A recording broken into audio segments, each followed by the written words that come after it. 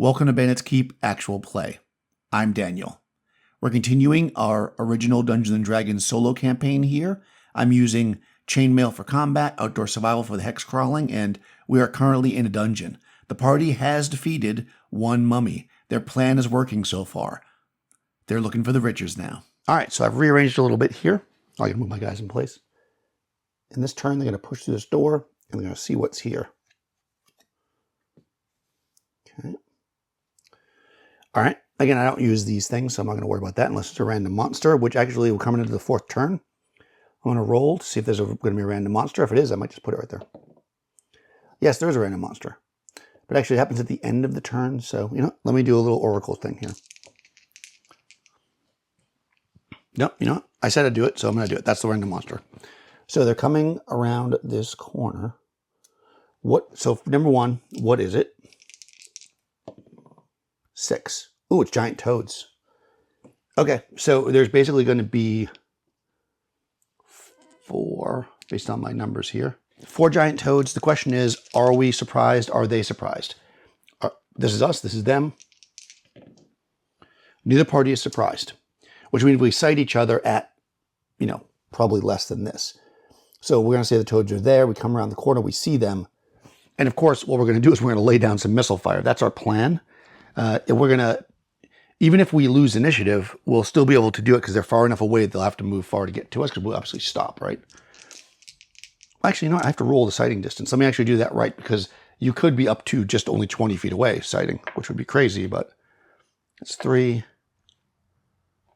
Oh, well, let me do it out here so you can see it. Hold on. The first one was a 3. 3, so 6, so 60 feet away. 1, 2, 3. Yeah, okay. So they're literally right there, and somehow we see the edge of them.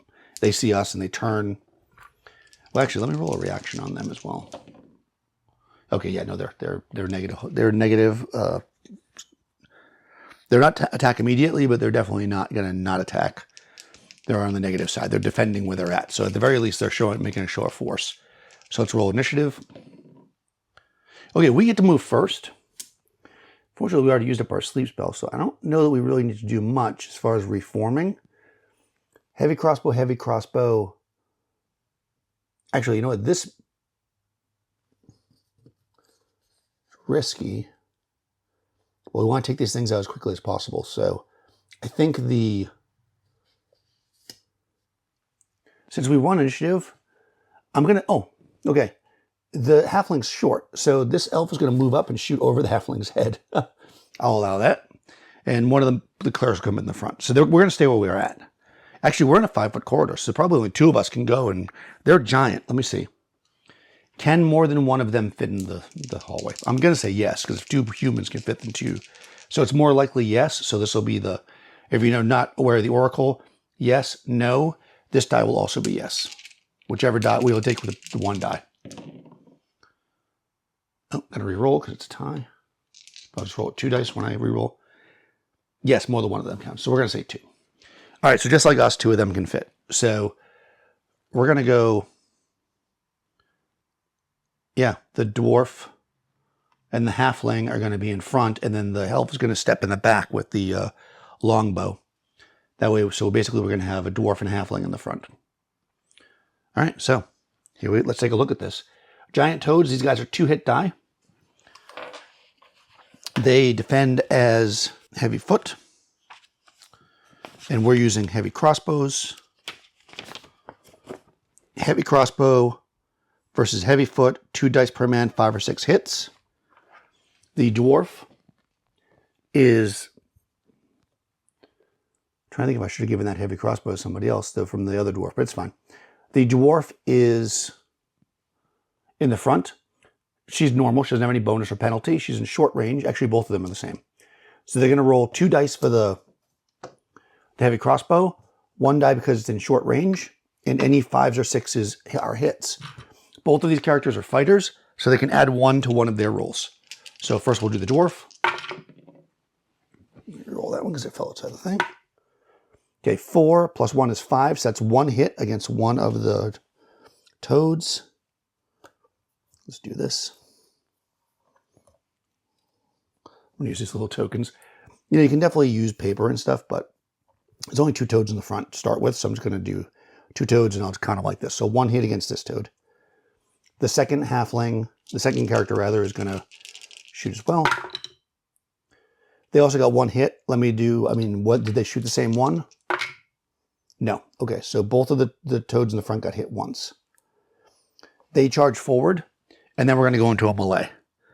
So actually, because we won initiative and we weren't technically moving, I'm going to say the halfling and dwarf shot and stepped back, and then the 2 characters with maces, the cleric and the other dwarf, step forward. That way we can actually have them melee while the crossbows are being reloaded and stuff. So that being the case, of course, now they'll probably die and I'll feel bad about that, but we're basically going straight up heavy foot. I'm going to do the player characters first, even though it's simultaneous. Heavy foot versus heavy foot, 1 die per, 6 hits. So each of them gets a die. Again, they're both fighter. No, one's a cleric. So cleric, fighter. No, the fighter missed. I was going to say, all right, cleric hit 1 of them, so 1 of them is dead. But, of course, another one can just move up. So what ends up happening in the end is that there's still 2 in the front because there's 5 total, right? So basically, 1 gets clobbered and then another one moves up quickly. But it's simultaneous, so 2 of them will get to attack. Let's take a look again. Toads are heavy foot versus armored. 1 die per 2. So they're only rolling 1 die. But again, they only need 1 6 to kill anybody. 4. They do nothing. Okay. So at this point, we've killed 1 toad. They're fighting strong. And now we're going into a melee. We do have some people in the back rank that can fight with long weapons. Again, we have the halberd. Oh, I never had that elf with the longbow shoot. You know what? They're going to get to shoot longbow. Since I didn't move on to the next turn yet, I'll allow it. And in fact, they get 2 shots, 1 at the beginning, 1 at the end. So longbow versus heavy foot, 1 die per man, 5 or 6. And they are +1 because they are the dexterity and they're in short range. So they're going to roll 3 dice. 5s or 6s hit. They don't get to add anything to it though because they're a magic user. That's 2 hits. Well, let me roll this one. 3 hits. Okay. So they would have taken out a full toad plus an injured one. So another toad's down. Okay, and they're going to have to switch weapons. So they can't attack this round. But I did, in the second rank, I did have this guy here who has a spear. So he's going to roll just 1 die. And if he gets a 5 or a 6, no, 6 rather, he kills. He does not. Okay. So, we have 2 injured toads in the front, looks like. If I did that math right. And, yeah, that's it. There's only 2 toads left. No, there's 4 toads. I think I said 5 originally, but there's 4 toads. All right, so what we're going to do here is these guys are going to roll morale to see if they're going to stick around. Their morale is 7. They've got to beat 7. Oh, heck yeah, they're mad or hungry. So the toads are going to attack again. Now we're just straight up melee. So what we got going on for the melee for the party side is mace, heavy foot, mace, heavy foot. And then in the second rank, this elf now is going to use that halberd. So that's armored foot, and he's got a spear, heavy foot. So we have 3 characters fighting with heavy foot. Only one of them gets a +1. So I'll say the black die gets a +1. And they're all looking for 6s. So nobody hits. But the elf in the back is armored foot. Oh, and also the elf is... should not before. Well, I didn't do that and I won't do it again. The elf is 2 men. So armored foot against heavy, 1 die per man. So they're getting 2 dice with a 5 or 6 being a kill. No, nothing. Okay, and the toads, there's 2 of them, and they're actually also two men, which we already know. So they're getting 1 die per toad. So 2 attacks with no bonuses. They hit nothing. Next round of combat, again, we got 3 dice. The black will get a bonus, +1. Nothing. The elf in the back with the halberd gets 2 dice. 5 or 6s. Nope. And the toads get one die each. Nothing. All right. Round 2, nothing. Okay, next round. Again, dwarf in the front with the mace is trying to get a 6. They get +1 to their die. Cleric in front with the mace, so that's this guy, needs a 6, gets no bonus. Elf in the back with a spear gets 1 die, no bonus. Let's roll. They need a 6 though, right? Yep, they need a 6. So nothing. Finally, elf there needs a 5 or a 6. They get 2 dice because they fight as 2 men. Nah, but no bonus to the dice. So they don't hit anything. The toads are heavy foot, 2 dice. So basically there's 4 dice worth of heavy foot here, which means they get 2 rolls, and any 6s are kills. Oh, that is accurate, right? Yep, that's accurate. They take somebody out in the front. Let's see, is it? Actually, both people in front are fighters. So let's see, I'm going to roll a d6. If I get a 1, then they get the saving throw and they survive. Otherwise, I'll figure out which one got hit. Nope. All right. 1, 2, 3, 4, 5, 6. All right, this guy. Boom. Taken out by a toad. Damn. All right. That's a bummer. All right, party's going to attack again. They're not retreating at this point. We're going to reform our ranks with the halfling moving up here. Exactly the same thing. There we go. 2 6s. Halfling moves up. Boom. The last of the toads is down.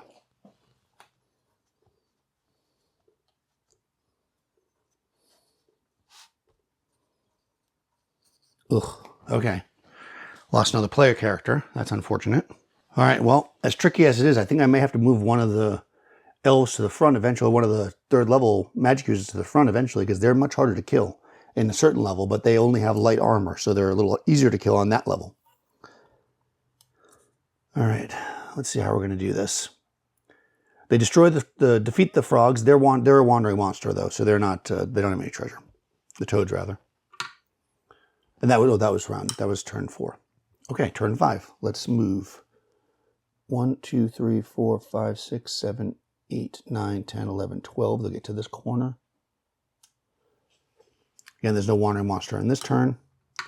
So they'll move again. 1, 2, 3, 4, 5. We'll put them there, or 4 to the corner anyways. Oh, here we go. Okay, so since there is another way we can go, I'm going to say this is probably, and there is another level to this dungeon, this is going to bring us down to level 3 as opposed to being the, quote, quest goal. Because the quest goal will be the final room with all the monsters, and I'm not going to do that unless there's nowhere else to go. Though there would be a ton of treasure in there, but they would almost certainly die, because at this point, we're really scrapping. We've lost a few characters, and it is very much less than ideal. All right, so the first thing we're going to do, though, again, systematic. We can get to this door at the end of this turn, and we're going to go into turn 6 now, so I'm going to roll to see if there's a wandering monster at the end of this turn. There's not. So we'll listen at both doors. This door first. Yep, that's a 1. Oh, let me reroll it. That's a 1.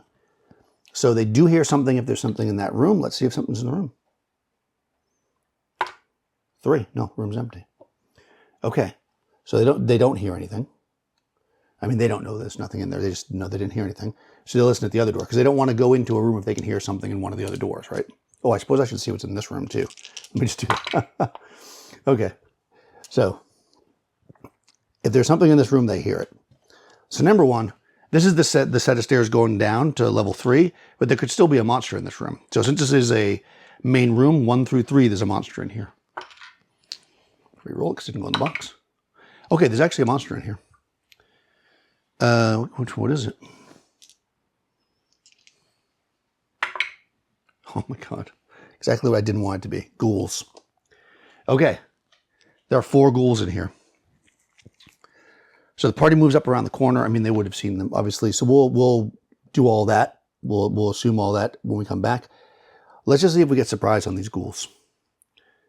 Because do we have enough? I have a plan with the ghouls if we have time. If we can get away from them. So anyways, are the ghouls surprised? They're not. Are we surprised? Oh my God, we're surprised. Okay. So we move up. Okay, so we move up here and start listening to these doors, and all of a sudden out of the darkness, ghouls. So let's see how far away they are. They're 10 to 30 feet away. They're 30 feet away. Okay, so they move up. They're going to move up on us, and they're going to get an attack, I think, because that's like not even close to their full movement. Man, didn't the ghoul take us out last time? We even stocked up on our protection from evil spells this time. They move 9. Okay, so the ghouls are going to be able to move up, and they're going to come into the party. There's 4 of them. Well, actually, there's actually 4 total, so there's a D4 ghouls here. Because you could run into another room, I suppose.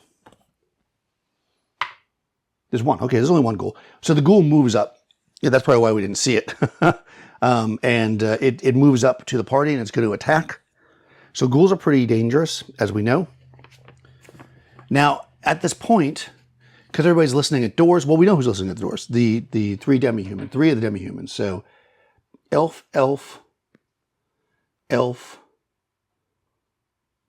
Okay, so basically almost everybody's a demi-human. So there's 1, 2. Which 3 of these are listening at the door? I assume that the elves would listen because they seem to be. All right, so we're going to say they're listening, and one of those guys, we'll say the dwarf or the halfling. All right, so that means everybody else is in the corridor, possibly going to be targeted by this ghoul. So 1, 2, 3, 4, 5. No, 1, 2, 3, 4. Who is getting hit by this ghoul? Hopefully somebody in armor. 2. 1, 2. Yeah, the cleric. I mean, it doesn't, not great, but at least they're in plate armor. Now the ghoul attacks his light horse. Light horse against armored foot is 1 die per man, 6 hits. Okay, so they only get 1 die, I think. Let me just recheck to make sure they're a light horse. That might be a medium horse. I remember the ghouls being pretty tough before. Yeah, they attack as light horse, but they defend as heavy, so they're hard to kill. Okay, so they're only going to get 1 die. It's only 1 ghoul. So 1 ghoul is going to attack that cleric. If they roll a 6, they kill the cleric. Also, they have an area effect paralysis, which I will also roll. So first of all, do they kill the cleric? They do not. Now we're going to look up their paralysis ability. The way I do it here, it's not like in other systems where you just, if you get hit by them, you're paralyzed. Here, it's if you're, oh, but of course we have elves right there too, so we're probably fine. If they're within 20 feet, they roll, everybody makes a roll. They resist on a 4 through 6. Elves are immune. Okay. So everybody's going to have to roll to see if they can move this next turn. What we're going to do is, these guys are hard to kill. The last time we used protection from evil, that was our plan, but I don't think we have enough. We're not going to be able to cast spells. The ghouls are fast enough, we know that. So we're just going to have to turn and fight them and just hope for the best. All right, so 1, 2, 3, 4 people can be paralyzed. So I'm going to roll. Let's see, are they paralyzed? They are not. Are they paralyzed? They are not. Are they paralyzed? They are. Okay. So that cleric is paralyzed. That's funny. Is that last guy right there paralyzed? He's not. Okay. Hold on. Was that a 4? Yeah. No, 1, 4, 4, 5, 6 are not paralyzed. Okay. So this cleric for this turn is paralyzed. It's only 1 turn. So they're paralyzed. They can't do anything. The ghoul is, it's all simultaneous again. The ghoul is going to attack. I'm just going to roll. Everybody, well, no, that's not true. Yeah, it's going to attack the same person again, the cleric. They're in plate armor. It's trying to rip through it. It needs to roll a 6 to get through it. Can't do it.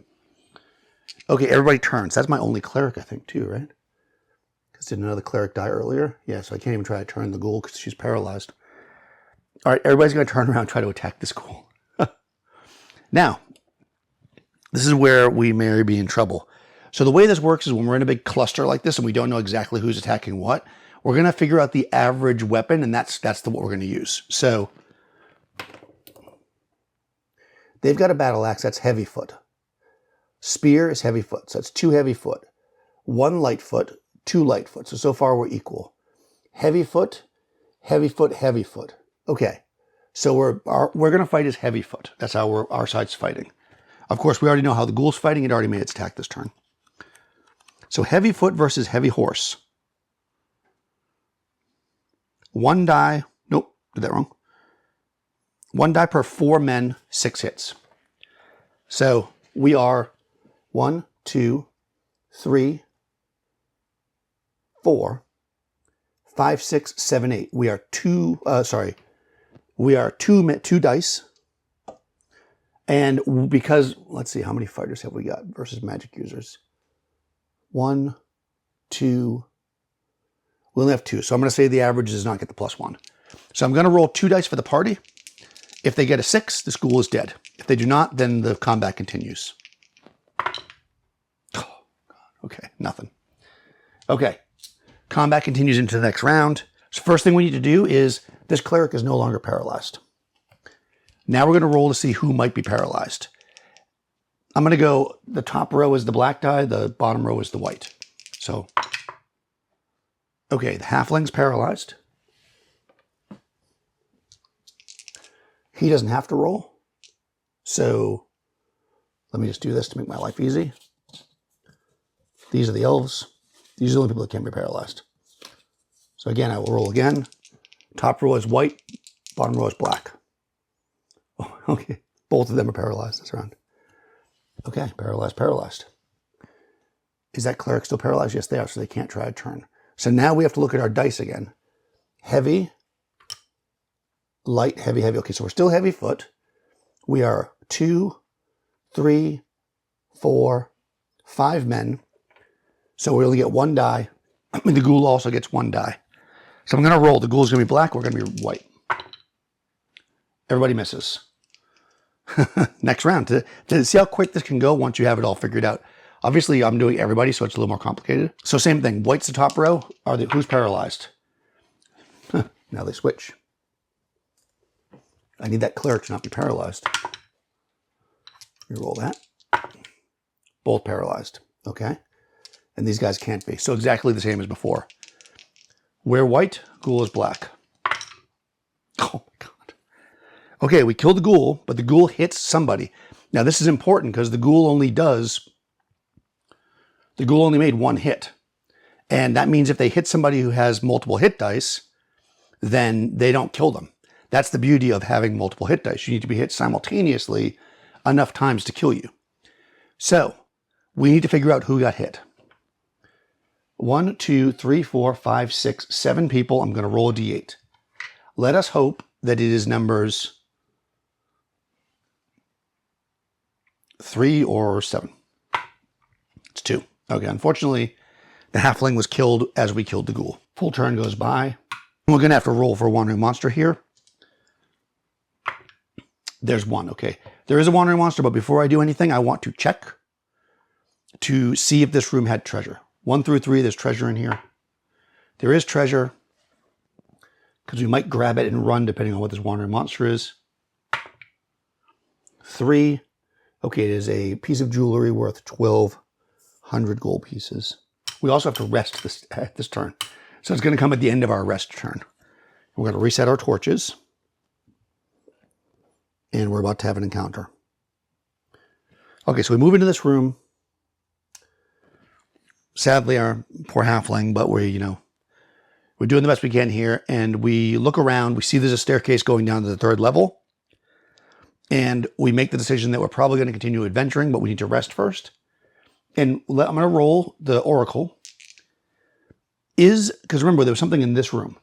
So I'm going to say there's a 50-50 chance that the wandering monster is coming from either downstairs or this room. So is it coming from one of the 2 spaces? No. Okay, that means it's coming from the hallway. All right, so it's going to come from over there. Let's see if it surprises us. I mean, we're sitting here waiting for it, and we have a long hallway. I think the chances of us being surprised is very slim.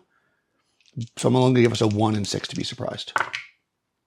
Okay, neither group is surprised, which means we're going to sight it at, oh, it's still going to be pretty close to us, at 50. 1, 2, 3, 4, 5. So it's going to be here. Well, yeah, we'll need this because the whole turn is going to get used up. Okay, so we're here in this room. We sight it there. What is it is the question. So there's only 3 ghouls left. So the toads could have potentially have been less as well. I should have only had, but mistakes we make. It's toads again. And since we killed all the toads, it can't be toads. All right. Let's see. So since it's not toads, let's roll something random that's moving into the dungeon. We are on level 2 of the dungeon.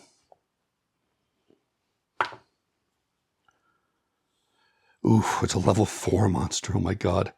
We probably are running, actually. Let's hope it's something human that we can discuss this with. 5. Okay, it's a giant beetle. Now, the thing is, because it's from a deeper level or more powerful level of dungeon than we're at, there's only one. So it's a giant beetle. It's from the 4th level. So we're going to say that it could have 2 to 4 hit dice. Okay, it has 3 hit dice. All right. So we see this beetle coming. Neither one of us are surprised. Is it gonna, I mean, it sees a bunch of us. Let's roll its reaction. Oh, immediate attack. It must be starving. The beetle charges us. It's about to get pelted with arrows. We have 1 heavy crossbow and this other elf that can use it, which is this guy. Oh, he has a longbow as well. Okay. We got 2 longbows and a heavy crossbow. We're going to fire at this thing as it charges at us. Again, beetle is, all animals basically are heavy foot. So we'll do the same thing we did before. Heavy crossbow versus heavy foot. 2 dice per man, 5 or 6 hits. Let's just do that first. This thing has 3 dice. So I'm just going to do this. All right, so the dwarf fires. She gets, it's in short range, she gets 3 dice. What is that? This one was a 2, but those 2 rolled. Adds 1 to that, so she gets 2 hits against it. Okay. The elves both have longbows, and they're both longbow +1. Why wouldn't that guy shoot his longbow before? Against heavy foot, 1 die per man, 5, 6 hits. So they get 2, plus they get bonus because they have bonus to the longbow, plus they're in short range, so they're also 3 dice apiece. Yeah, they kill this thing. Okay, so 3 hit die beetle. Quickly taken out. I'm not going to count that as a full turn. We'll say within that we can decide what we want to do. And again, we had already listened to this door and we heard something in here. And now there's been a combat. We've been sitting here and the thing hasn't come out. So whatever it is, we're going to go back and listen again. Okay, we hear again. Let's roll to see what it is. 3. Oh, okay. That's probably why they didn't come out. We basically just hear some shuffling in there. Although technically, not in OD&D, I don't think it says that zombies don't make any sound. I think in later editions it does tell you that, like zombies make no sounds. But I have a feeling, or undead make no sound. But I have a feeling that I like more of like a, you know, that kind of. That was my impersonation of a zombie. All right. Skeleton zombies. Yep. Okay. For second place is dungeons. So there's definitely going to be treasure in here because they're set to be guarding stuff. And they'll always attack until totally wiped out. Okay. So again, we have mummies in here. Or zombies, rather. There's going to be 5 of them. And we hear them. We get ready at the door. We're just going to bust the door open because we know there's probably going to be something in here. I'm going to say they can't be surprised. They're here. Nobody's going to be surprised here. Yeah, we bust it open. We bust the door open, and inside there are 5 zombies. Zombies always attack last. At least in many editions, that's kind of how I'm going to do it because although they're not slow in OD&D. But we are standing in the doorway. So we're going to let loose with our arrows before they can do anything. Let's roll initiative just to see. Yeah, we go first. All right, well, zombie. Zombies are... You know, I'm looking at this like this is going to be easy, but sometimes the easier stuff ends up killing somebody, so I should really not be so confident going into zombies. Zombies are heavy foot. And they're 1 die apiece, so they're 5 heavy foot. Again, we're going to go... I'll have this thing memorized after a while. 2 dice per man, 5 or 6 hit. That's going to be 3 dice for the dwarf with the heavy crossbow. She gets 1 kill. The elf up front gets 3 dice, but no bonus. So that's 2 kills total. 4 kills. So 4 of the 5 zombies are wiped out. The 5th one moves to the door. And, you know, of course they shoot, right? They shoot their bows and they step back. So, weirdly enough, the person that's going to actually face them in the door is going to have to be this guy. Because he's using his spear. Okay, you know what? They don't want the magic users to get killed. So, well, no, he has no choice. Okay, so this guy's actually gonna just stand in the door and try to fight it. He only fights his Lightfoot. What? He actually can't be killed by the zombie. It's a little meta, but I do know that. Lightfoot against Heavy, 1 die per 2 men. He fights his 2 men, so he's going to roll a d6. The zombie's also going to roll a d6, but again, the zombie can't actually kill him. So his d6 is the white one. Nope, he misses. The next round, the party just takes a zombie out. It doesn't make any sense to play that out. This is the advantage of being on 2nd level and having good armor. All right, good. So now they are going to, they may actually leave the dungeon if they get something decent here, like temporarily, because I kind of lost track, but I think they've been here for about 4 hours. I would have liked to have got one more mummy. I mean, they're thinking in their head the mummy has the biggest treasure. Of course, obviously it's random, but they don't know that. 5. Ooh, a piece of jewelry worth 5,000 gold pieces. Okay, now we're talking. Okay, that the party is very happy about. They are going to also check this room while they're here. I'm going to roll for another wandering monster. It's going to come at the end of this turn. Let's see if we have a wandering monster. We do. Okay, they go in here. This is just going to be a quick check of this room. They're going to spend the turn checking it. If there's a roll of a 1, there's treasure in here. I keep playing another thing. No. All right, so what is this wandering monster that's coming? We'll roll a d6. 1, it's a mummy. Okay, well, they get what they wish for. Now let's see if the small group of them can take out a mummy. Not going to be easy. The question is, they're inside this room. So does the mummy come? It's going to come at the end of the turn. So let's try to figure out where it's coming from. 1, 2, 3, 4, 5, 6. It's coming from the level below. Although there's no mummies down there, but it might have wandered down there. Okay, so it's coming from over here. That makes sense. So really, if the party's surprised, so is the party surprised? No. Is the mummy surprised? No. All right. So we're going to get our distance. 2, 4. Okay, so the mummy's here. That's the end of this turn. So they're kind of coming out the door.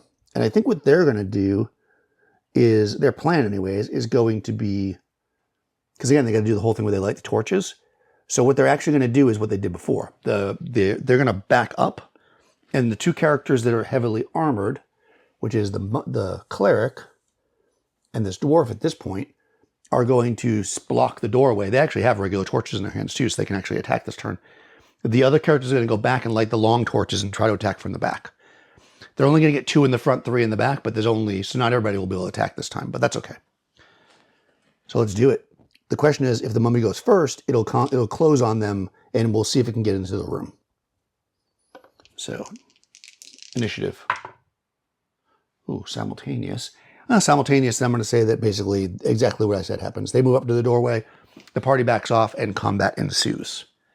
So if we remember from before, zombies, I've been saying zombie, mummies attack as 5 heavy foot. And my characters in the doorway are in plate mail, so they're armored foot. So heavy foot versus armored foot, 1 die per 2 men. So the zombie rolls 2 dice. But it's 5 plus 1, so it gets +1 to one of those dice. I will roll that first. It's going to roll 2 dice. If either one of these is a 5 or a 6, one of those 2 characters is dead. I mean, actually on the dice, because it needs a 6 to hit. So that's only a 5, so it does not hit. All right, the characters are going to be able to fight the zombie on what's called Fantastic Combat. And they can fight as hero characters because they're using fire. And the mummy defends as white +2. So let me show you this. So a hero against a white needs a 6, but they're white +2, so they need an 8. The zombie has a total of 5 hit dice. So I'm going to make a little countdown here. And we've got to score 5 hits total. They do hits equal to their hit dice. Each of them is 1 hit die. So I'm going to roll 2d6 for the first character. If they get an 8, he'll do 1 hit die damage. Okay, dwarf. Yeah, 1 hit die. And clerics can't turn a mummy. That's why I'm not even trying. No, the cleric fails. That's the end of the first turn because these guys are lighting their torches. Then what we're going to do is 3 of them can come up. This guy here, I guess it doesn't really matter, him and them. The reason why I'm doing it like this is because these guys both are 2 hit dice, which is very nice because they'll do more damage. Once again, the mummy's going to get to attack the 2 in the front. This is all simultaneous at this point, so even if they die, we'll still get an attack, which they do not. So first character, 8 is what they need. Second character, 10. Third character that has 2 hit dice, misses. Fourth character has 1 hit die, misses. Fifth character has 2 hit dice, come on, misses. Okay, next turn. Mummy attacks, doesn't kill anybody. Dwarf in the front, misses. Cleric, remember they're going for an 8, misses. 2 hit die magic user, does 2 dice of damage. Mummy number 2, dead. All right, that's 2 mummies. Unfortunately, I mean, this is good because when they get to the final room where basically the horde is on this level, all the remaining mummies will be there. So the more of them they chop down now, the better, even though they're not going to get any treasure right this second. All right, so they defeat the mummy. That turn goes by. Well, the full turn goes by, which is turn 2. Actually, no. Turn 3 goes by. And let's decide what to do here. If you've been enjoying these actual play videos, please do take a moment to like the video. Also, subscribe to the channel, ring the bell, all that good stuff, so you get notifications. I've been trying to put one out every week, and you'll be notified when they come out. Also, check the description below. Down there, you're going to find links to my Discord server. Jump over there, join the conversation, and also you'll find links to a lot of the things I use in this solo play. I get a lot of messages from people asking me about products and such that I'm using. I list as many as I can down there. If you don't see something down there, though, go ahead and ask. Also, you're going to find a link to my Patreon down there.